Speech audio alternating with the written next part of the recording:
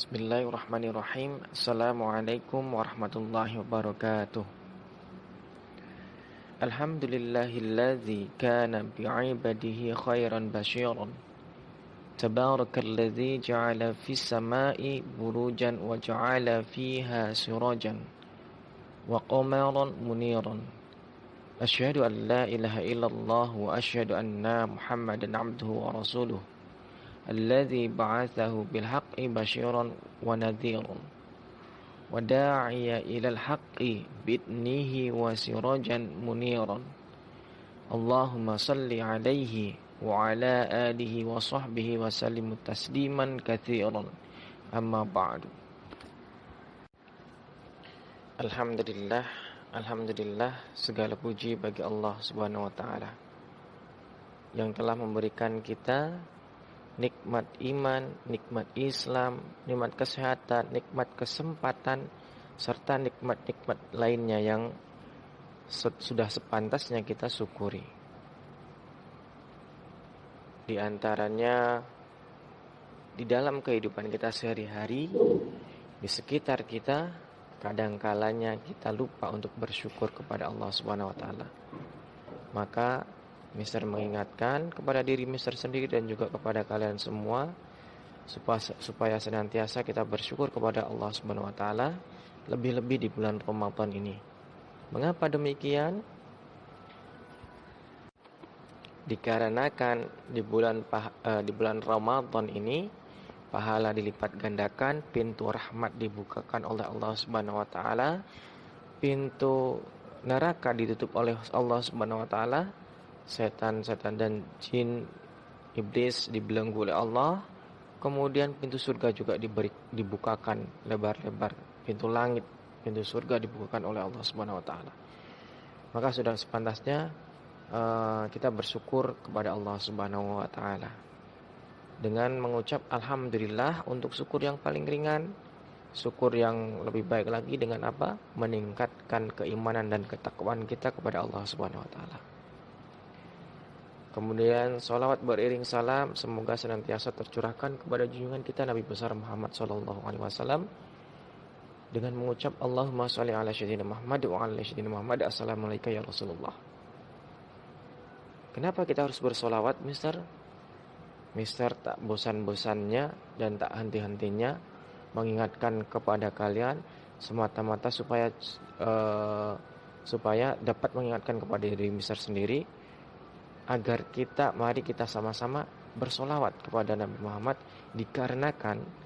karena beliaulah yang berjasa paling besar kita saat ini mendapatkan nikmat iman dan Islam dari Allah Subhanahu wa taala. Mengapa? Karena Rasulullah Nabi Muhammad sallallahu alaihi wasallam memperjuangkan Islam sempurna hingga sampai pada kita hari ini.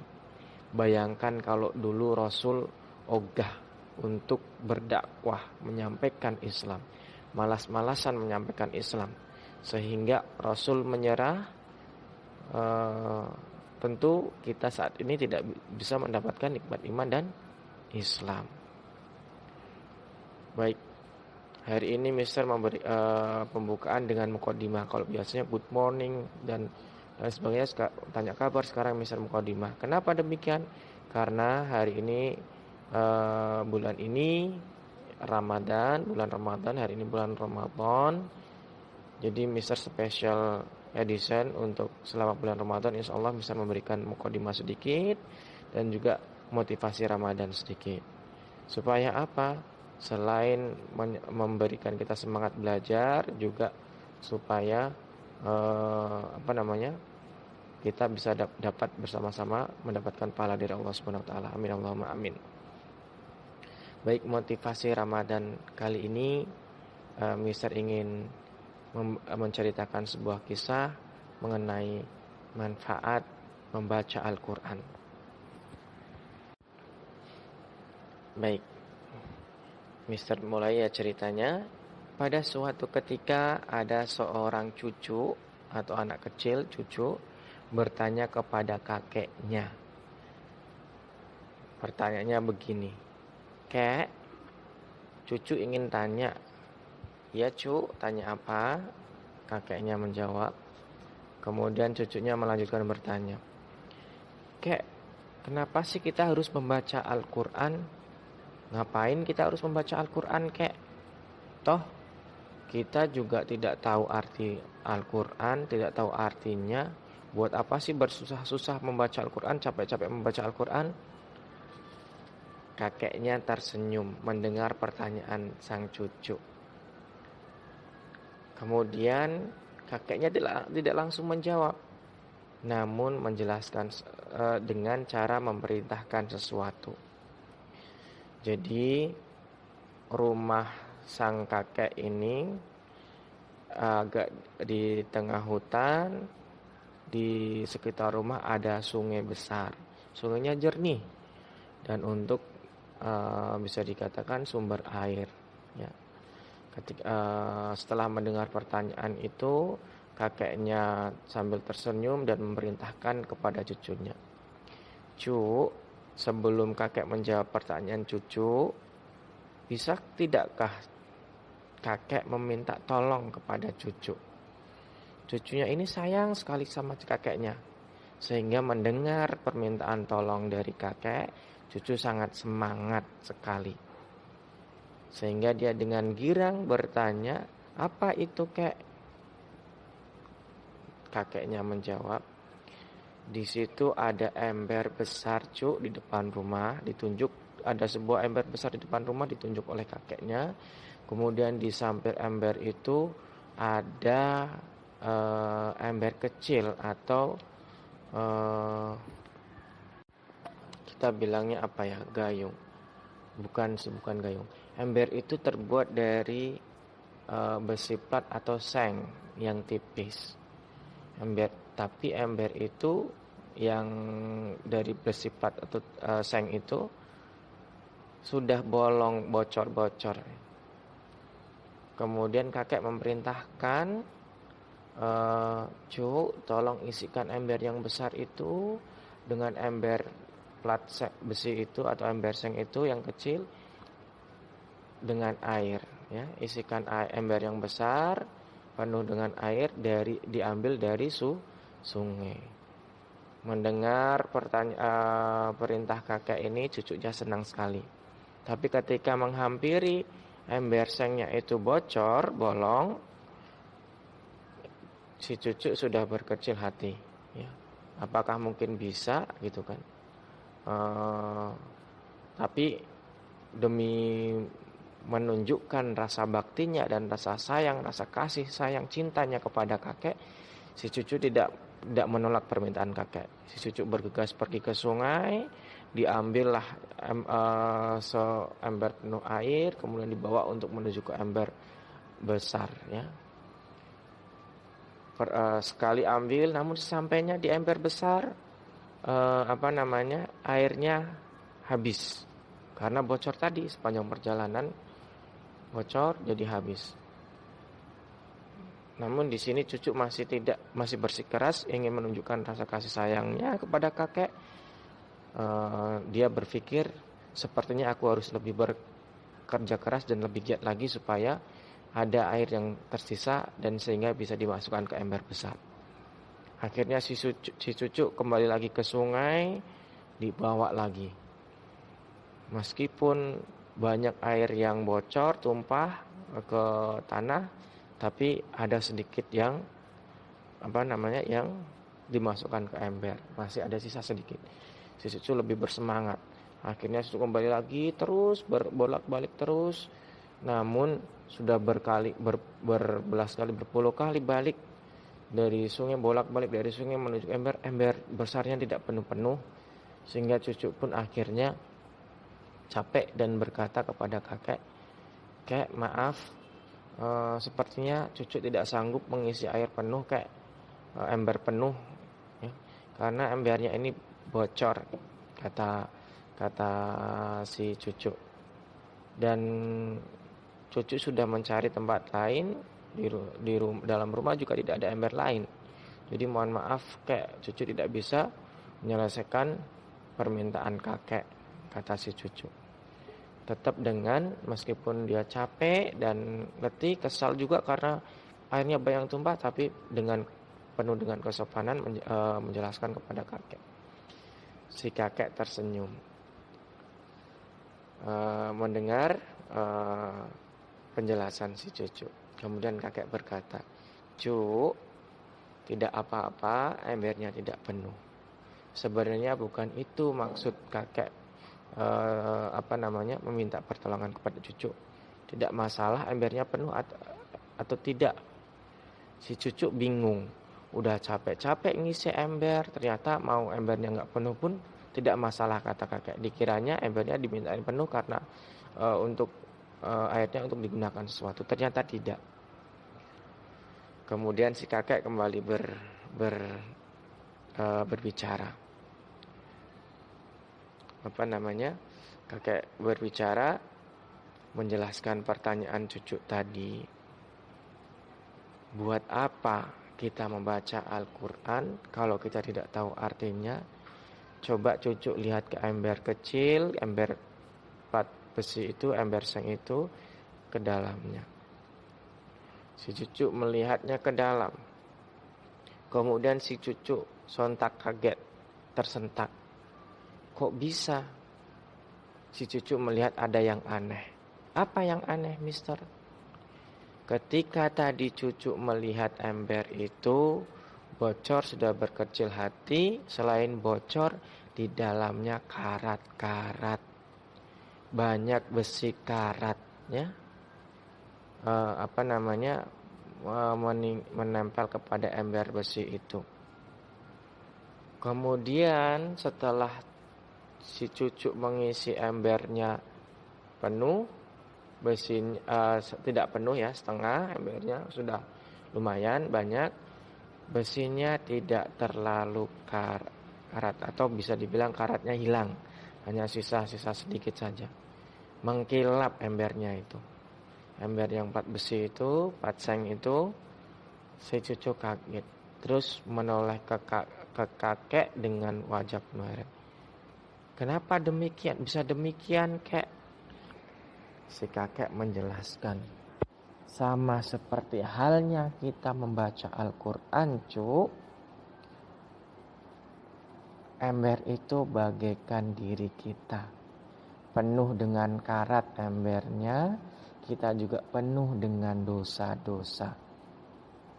Meskipun kita tidak tahu apa artinya membaca Al-Quran, kita tidak tahu kapan embernya bisa penuh dengan ember bocor ini, tapi dengan kita mengambil air dengan ember ini untuk mengisi ember penuh itu, ada manfaat lain yang bisa kita ambil.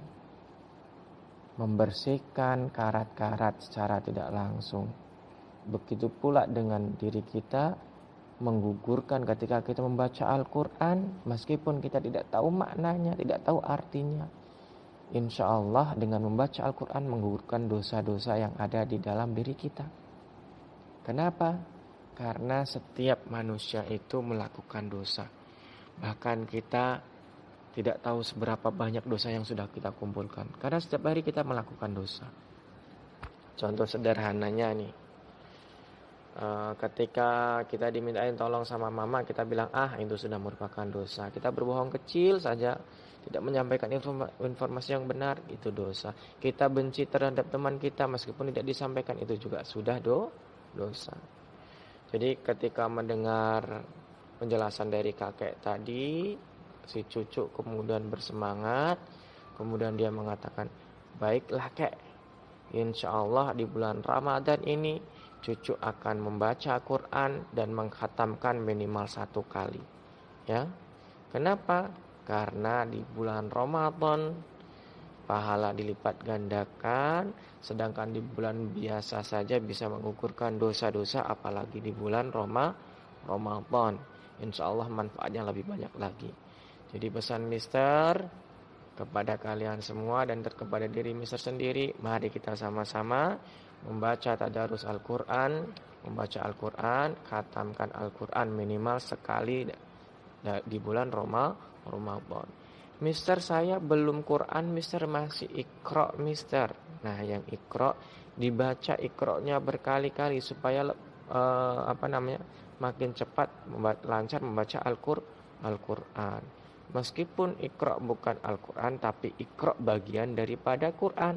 Huruf-huruf yang ada di Iqra adalah huruf-huruf yang ada di Al-Qur'an. Insya Allah juga mendapat pahala. Apalagi membaca Iqra itu tujuannya supaya bisa membaca Al-Qur'an. Dengan kata lain, membaca Iqra adalah belajar membaca Al-Qur'an. Dengan belajar membaca Al-Qur'an, insya Allah Allah juga memberikan pahala yang tidak sedikit. Ya, jadi mari kita semangat membaca Al-Qur'an.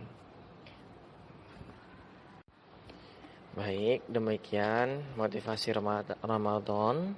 Semoga dengan motivasi tersebut kalian dapat sama-sama mudah dalam mendapatkan pelajaran hari ini. Baik, hari ini kita akan belajar mengenai simple past tense. Kita langsung masuk ke function atau fungsi. Fungsinya apa simple past tense itu? We use simple past tense to talk about an action, event, or situation in the past. Kita menggunakan simple past tenses. Simple past itu untuk berbicara tentang action, tindakan, an action, sebuah tindakan, event, kejadian, or situation atau situasi in the past, di masa lampau atau di masa lalu. Masa lampau hari ini, kemarin itu berarti sudah masa lampau. Kemudian detik ini, jam ini, tadi pagi berarti sudah masa lampau. Sekarang jam 9, tadi jam 8 berarti sudah masa lampau. Bisa lanjut. Simple past tense use a past tense verb. Studied, played, listened, saw, run, etc. Nah, jadi di sini Mister gunakan kata past tense verb. Tenses simple past itu menggunakan past tense verb, kata kerja lampau, atau kalau dalam bahasa kita menyebutnya verb 2. Ada verb 1, verb 2, verb 3. Di kamus ada atau cari di internet verb 1, verb 2, verb 3, ketik nanti muncul listnya. Nah, kita menggunakan yang verb 2. Contohnya ini studied. Kalau bentuk verb satunya study, jadi studied. Played, bentuk verb satunya play, jadi played. Listened, bentuk verb satunya listen, ya. Kemudian saw, bentuk verb satunya see. Kemudian ran, bentuk verb satunya run. Example, contohnya, I listened to the radio yesterday. Listened boleh, listened boleh, ya. He watched TV last night. Menggunakan kata itu. Paham ya sampai di sini anak-anak? Nah, kita lanjut ke regular verb of simple past. Jadi kita di verb 2 itu kata kerja itu ada regular verb dan irregular verb. Kita bahas dulu yang regular verb. Most past tense verbs are created by adding ed to the base verb. Jadi kebanyakan kata kerja bentuk kedua itu ditambahkan kata huruf ed pada kata kerja asalnya. Ya, jadi kata kerja asal itu kata kerja verb 1, ya. Kemudian verb 2-nya kebanyakan ditambahkan ed. Tapi tidak sembarangan menambahkan ed, ada rumusnya atau caranya. Base verb ending in. Jadi verb 1 yang diakhiri dalam kata huruf e. How to make the simple past? Bagaimana cara membuat menjadi verb 2? Add d. Jadi kalau ada kata yang berakhiran e, tinggal ditambahkan d. Contohnya kata live, tambahkan d, jadi lift, ya. Kalau yang akhir kata e, tambah jadi lift. Kemudian base verb ending in konsonan plus y. Jadi konsonan itu huruf konsonan, ya. Ditambahkan y. Kalau diakhiri dengan huruf konsonan dan y, maka change y to I then add ed. Ganti huruf y-nya dengan huruf I kemudian ditambahkan ed. Contohnya fried. Ya, jadi huruf konsonannya R kemudian Y. Y-nya diganti I ditambahkan ed, fried. Kayak study tadi. STUDY. D kan konsonan, Y-nya diganti I ditambahkan ed. Nah, kemudian kalau huruf terakhir itu vowel plus konsonan, maka cara mengubahnya ditambahkan huruf konsonannya kemudian ditambahin ed. Contohnya tap, vowelnya A, huruf vokalnya, kemudian huruf konsonannya P. Tinggal P-nya ditambah, kemudian tambah ed, tap, P-nya jadi 2. Hop, ya, P-nya jadi 2. Yang terakhir, selain dari perubahan tadi, tinggal ditambahkan huruf ed saja. Selain yang 3 tadi, tambahkan huruf ed saja. Filled, ya, filled, ed. Sampai di sini paham ya anak-anak ya, cara mengubahnya regular verb. Nah, selanjutnya irregular. Kalau regular tadi beraturan, kalau irregular ini tidak beraturan. Some of past tense verbs are irregular. Beberapa dari kata kerja kedua itu irregular, tidak beraturan.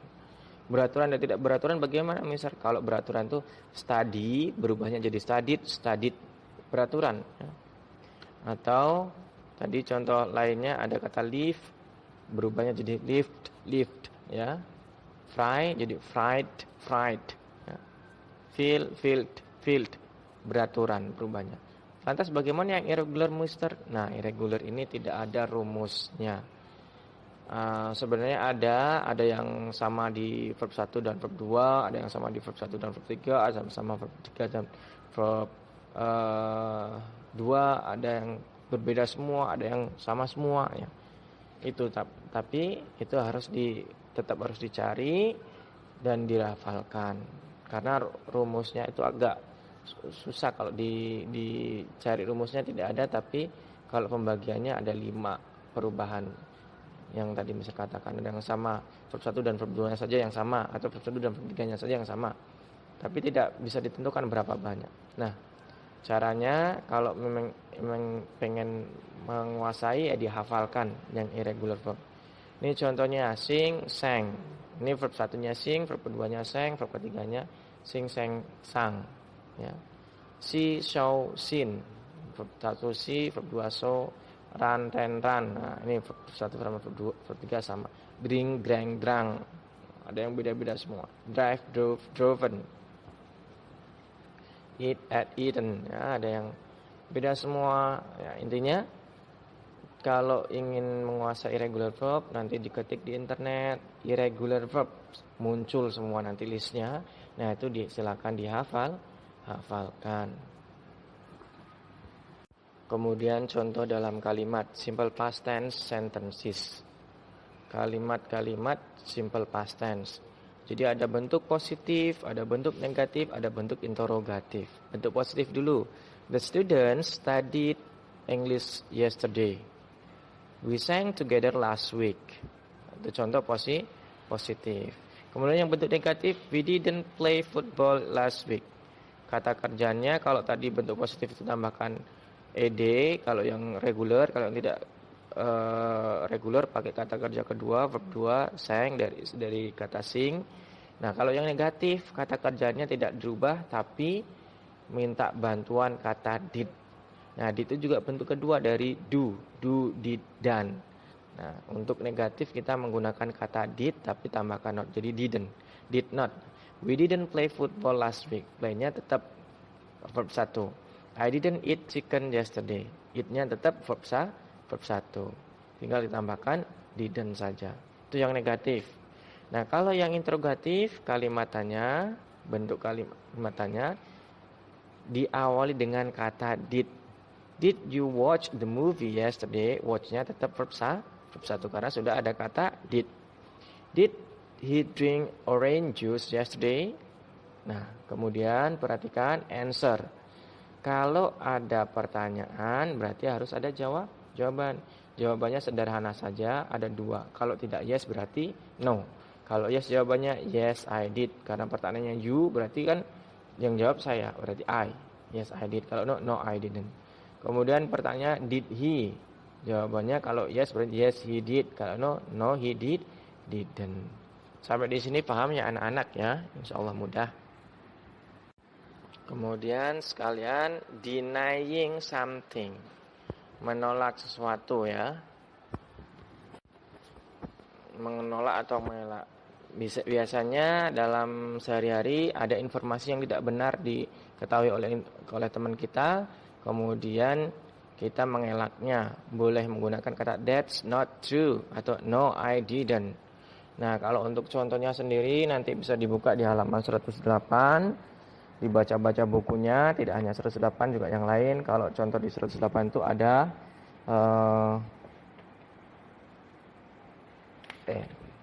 mohon maaf 108 114 ya, 114 114. Di situ ada denying something. Contohnya ada di gambar di percakapan, "Hi Clara, I heard that you passed the English test." That's not true. Who said so? Siapa yang mengatakannya?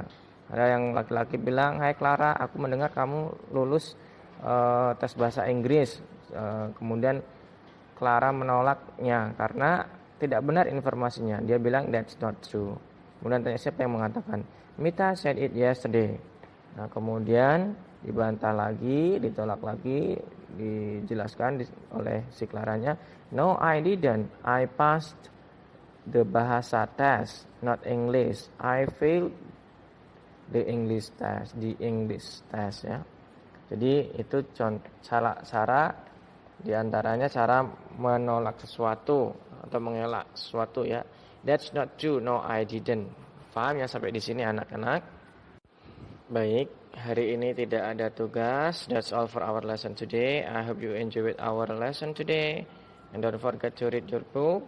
Jangan lupa, Mister tidak memberikan tugas, tapi Mister menyarankan baca bukunya lesson 14 dibaca-baca saja. Nah, kalau masih ada yang kurang paham, boleh diputar kembali video yang Mister kirimkan ini ya. Thank you for your attention. See you next meeting.